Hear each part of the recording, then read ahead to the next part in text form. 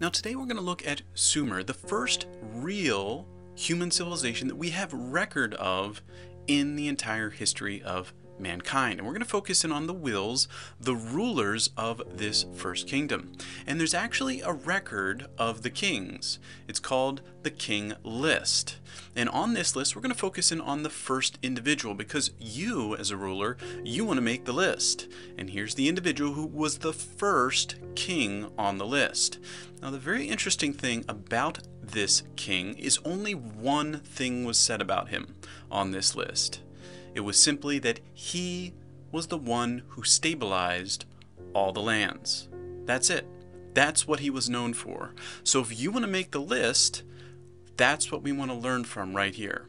The first thing you need to learn from this individual is you need to create your own kingdom. At this point in human history, to be the first king recorded in the first kingdom, there was no previous kingdom. So you want to actually create your own kingdom from scratch. Don't try to take somebody else's kingdom. Don't try to take a position that's already been formed.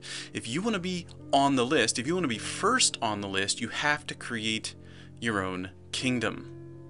Once you're in the design phase for your kingdom, you need to figure out what is your service. Now, this first king for Sumer was noted as the one who stabilized all the lands. This king brought stability. And what could be more important to a new kingdom than stability? That's very important. But that may or may not be your service. You need to decide what will your service be. And there's lots of great quotes out there, one of which is, in order to become the master, a ruler must profess to be a servant of the people. That's only half true.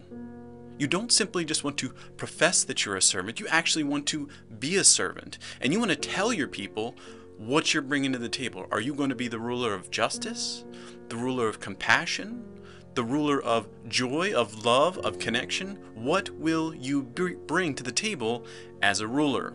Then you communicate that to your people and you better deliver, otherwise they'll find someone else to rule your kingdom. So once you create your kingdom and you know your service, how you will benefit your kingdom, then you can create your whole. You want to bring your whole kingdom together through your service. You're going to interconnect your kingdom through your service, and that's how you'll build your whole glorious kingdom. All these unique aspects brought into one singular kingdom, served by you. So simply as a ruler, as a will, your primary service is in creating the image.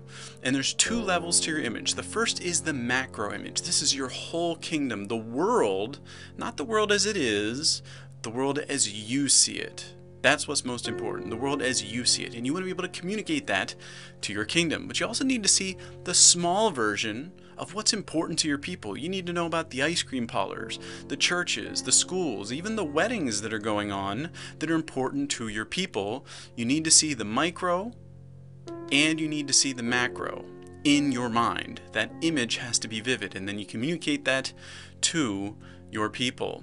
And all holding this together is your service. You have a kingdom growing into a whole, but your service is the key. What are you bringing to the table? What makes you unique? And that's what allows you to make the list, because ruling serves the whole.